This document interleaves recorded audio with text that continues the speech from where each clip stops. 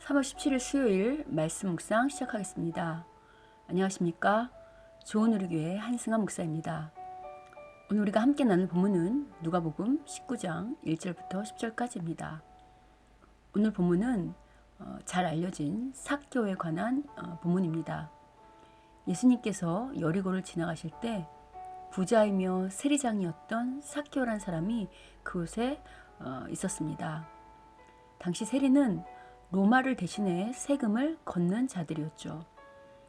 단지 징수된 세금만을 걷는 것이 아니라 동족인 이스라엘 대상으로 부과된 세금보다 돈을 더 많이 걷어서 자신들의 부를 축적하는 이들이 꽤 많았기 때문에 원성이 높았습니다.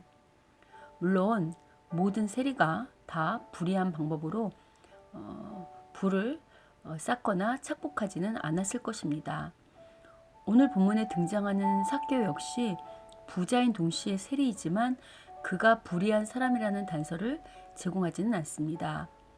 그러나 당시 유대 사회에서 세리는 곧 죄인이라는 사회 통념이 만연했습니다. 따라서 신약에서 세리라고 쓰고 죄인으로 읽어도 무방할 정도입니다. 더군다나 오늘 본문의 주인공인 삭개오는요, 그냥 세리가 아니라 세리장이잖아요. 그래서 오늘 본문 7절에서 삭개오의 동네 사람들이 삭개오를 죄인으로 아예 낙인 찍고 있는 것은요, 어쩌면 너무도 당연한 결과였을 것입니다. 또한 삭개오는 키가 작았다고 말하고 있죠. 이처럼 세리장이란 직업과 작은 키는 당시 삭개오가 사람들에게 당하기 좋은 그런 조건을 갖추고 있었음을 암시하고 있죠. 이는 삭개오가 비록 부자였지만 당시 사회에서 비난과 무시의 눈길 가운데 있었음을 말하고 있습니다. 그러나 비록 사람들에게 손가락질 받던 삭개오였지만요, 예수님에 대한 열망이 간절했습니다. 그래서 예수님께서 자신이 사는 동네인 여리고로 지나가신다는 소식을 들은 삭개오는 예수님을 보기 위해 나아갑니다. 그러나 작은 키로 인해 예수님을 볼 수 없던 삭개오는 예수님을 보기 위해 나무 위로 올라가죠. 이처럼 오늘 본문 3, 4절은요. 보다라는 동사를 반복함으로 예수님을 보기 원하는 삭개오의 마음을 강조하고 있습니다. 그러면 삭개오는 왜 이렇게까지 간절히 예수님 보기를 열망했던 것일까요? 부자지만 사회에서 무시당하는 자신의 삶에 대한 불만과 또 의미 있는 삶에 대한 열망이 있어서는 아닐까 싶습니다. 그런데 신기한 일이 벌어집니다. 삭개오는 그저 예수님을 보기 위해 나무 위로 올라갔을 뿐인데요. 그런데 예수님께서 삭개오를 쳐다보시고 먼저 삭개오의 이름을 부르시며 삭개오의 집에 머물겠다고 하십니다. 이에 따른 삭개오의 반응도 예사롭지 않죠. 예수님 앞에 선 삭개오는 내 소유의 절반을 가난한 자들에게 주겠사오며 만일 누구의 것을 빼앗은 일이 있으면 내 갑절로 갚겠다고 말합니다. 이러한 삭개오의 고백으로 알 수 있는 것이 있습니다. 우리가 예수님을 제대로 영접하면 제일 먼저 터져나오는 반응이 바로 회개라는 것이죠. 회개는 단순한 입술의 고백이 아닌 실제 행위로 나타난다는 것입니다. 누가복음은 초반부터 회개에 합당한 열매를 맺는 삶을 세례 요한의 말을 빌려 강조했었습니다. 여러분 생각해 보십시오. 말이 쉽지 지금 내가 가진 재산의 절반을 가난한 자에게 나눠주고 또 빼앗았던 다른 사람의 것은 내 갑절로 다시 갚아준다는 것은 결코 쉬운 일은 아닙니다. 이런 삭개오의 고백과 대조가 되는 것이 바로 18장 18절에 등장했던 부자 관리죠. 구원에 관하여 질문했던 부자 관리에게 예수님은 내게 있는 것을 다 팔아 가난한 자에게 나눠주라고 말씀하셨었습니다. 물론 이 말씀이 어떤 선한 행위로 구원을 얻는다는 말씀은 절대 아닙니다. 오늘 본문의 삭개오가 어떤 선한 일을 하였기 때문에 구원을 받는 것은 아니죠. 삭개오에게 먼저 손 내미신 분은 바로 예수님이셨잖아요. 이처럼 누가복음 18장 19절부터 오늘 본문이 포함된 19장 27절까지는요. 하나님 나라에 누가 들어갈 수 있는가라는 주제가 있습니다. 이러한 주제 가운데 우리가 생각해야 될 것은, 아니 잊지 말아야 할 것은요, 하나님의 구원은 전적으로 하나님의 주권이며 은혜이지 사람의 노력이나 어떤 선행으로 주어지는 것은 아니라는 점입니다. 이 이야기를 18장 26절도 말하고 있죠.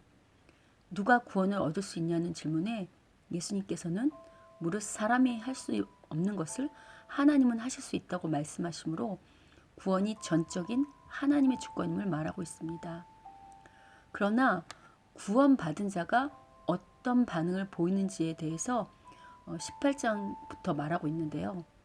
성전에서 가슴을 치며 자신이 죄인임을 자각했던 세리, 또 어린아이처럼 오직 하나님을 의존하는 자, 맹인 거지였지만 예수님이 누구신지 알아보는 영적인 눈이 열려있던 자, 그리고 오늘 본문의 삭개오처럼 자신의 죄를 회개하며 삶의 태도를 바꾸는 자가 바로 구원받은 자의 증거라고 할 수 있습니다.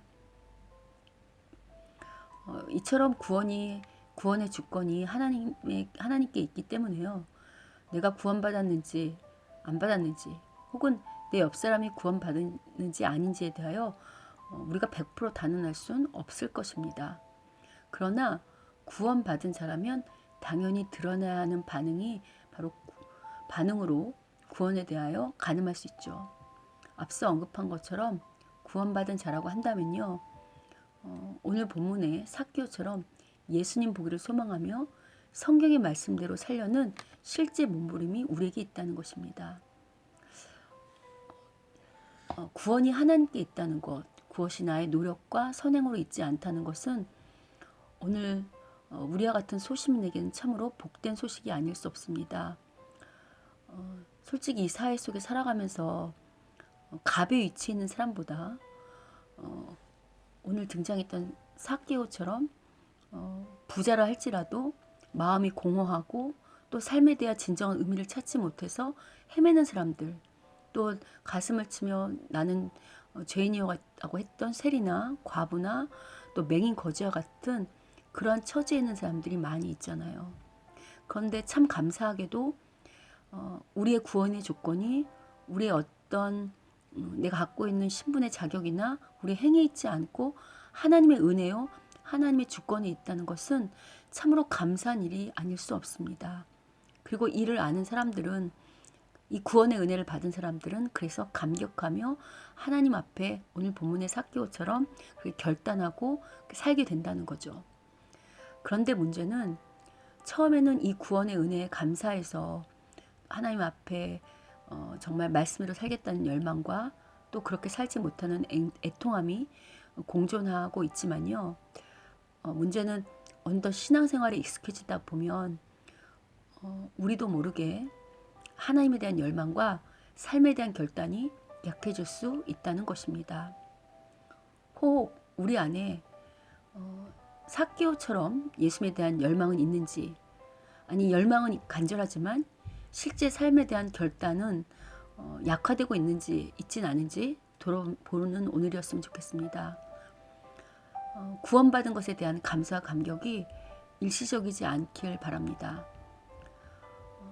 그러면 구원에 대한 감사와 감격을 지속적으로 누리는 비결은 무엇인가 라고 할 때요, 그 비결은 다른 데 없습니다. 오늘 본문의 삭개오처럼 날마다 주님 보기를 소망하며 주님이 내 집에 그리고 내 안에 함께 거하시기를 갈망하며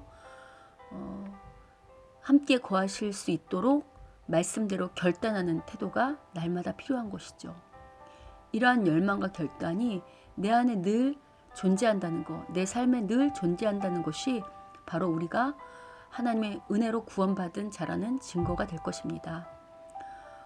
오늘 본문의 삭개오는요, 낙타가 바늘기로 들어가는 것이 부자가 하나님의 나라에 들어가는 것보다 쉽다는 이 말씀을 뛰어넘어 바늘길을 통과한 부자인 셈입니다. 많은 사람들이 이 세상에서 좋은 위치를 차지하기 위해 바늘길을 통과하는 것 같은 치열한 경쟁의 삶을 살고 있죠. 물론 우리 그리스도인들도 이 세상에서 성실하게 그리고 치열한 삶을 살아야 할 것입니다. 그러나 우리의 치열한 삶이요, 좋은 위치를 위한 바늘길의 싸움이 아니라 하나님 나라를 통과하기 위한 그러한 치열한 싸우면 참 좋겠습니다.